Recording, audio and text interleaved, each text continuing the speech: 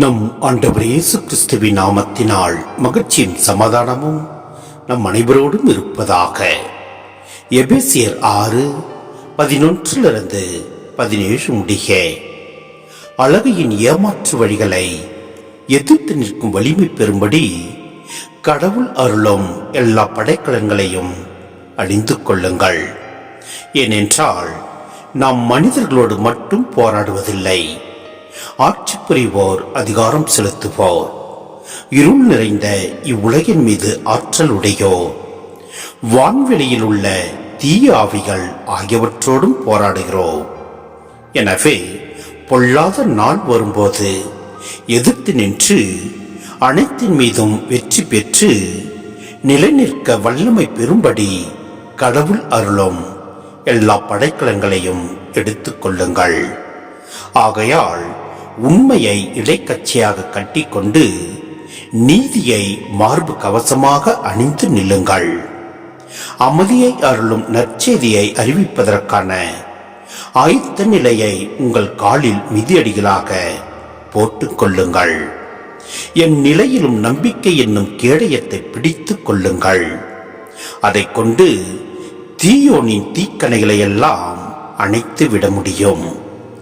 மீட்பை தலைசீராகவும் கடவுளின் வார்த்தையை தூய ஆவி அருளும் போர் வாளாகவும் எடுத்துக் கொள்ளுங்கள். சிந்தனை: தீய சக்திகளுக்கு எதிரான போராட்டத்தில் பயன்படுத்த வேண்டிய படைக்கலன்களை இங்கு பட்டியலிடப்பட்டுள்ளது. இடைக்கச்சை: படைவீரர் போருக்கு தயார் நிலையில் உள்ளதை இது உணர்த்துகிறது. போருக்கான தயார் நிலையுடன் உண்மையை ஒப்பிட்டு பார்க்கலாம். மார்பு கவசம்: மார்பு கவசம் எதிரியை நேருக்கு நேர் சந்திக்கவும் எதிர்கொள்ளவும் துணிச்சல் தருகிறது. நீதியுள்ள மனிதரும் இத்தகைய துணிச்சல் கொண்டோரே. மிதியடிகள்: நற்செய்தி அறிவிப்பாளர்களின் நெடிய பயணத்தையும் அவர்கள் சென்று வந்த தடைகளையும் நினைவுபடுத்தி அருளும் அமைதியும் வழங்கும் கிறிஸ்துவின் நற்செய்தி பணியை இது சுட்டி நிற்கிறது. கேடயம்: எதிரியின் அம்புகளும் வாழ்வீச்சும் அங்குச்சங்களும் படைவீரரை தாக்காமல் பாதுகாக்கக்கூடிய கருவி. படைவீரர்கள் தங்கள் கைகளில் ஏந்தி நிற்கும் கேடயம் கிறிஸ்துவில் கொண்ட நம்பிக்கை இக்கேடயத்தை ஒத்தது. தலைசீரா: இது மீட்பை குறிப்பதற்கு பயன்படுத்துகிறது.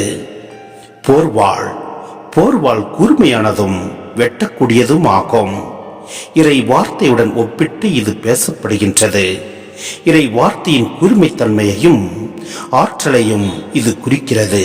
எனவே நம் ஆண்டவரின் இறை வார்த்தைகளை நாம் தியானிப்போம், அதன்படி நாம் செயல்பட முன்வருவோம்.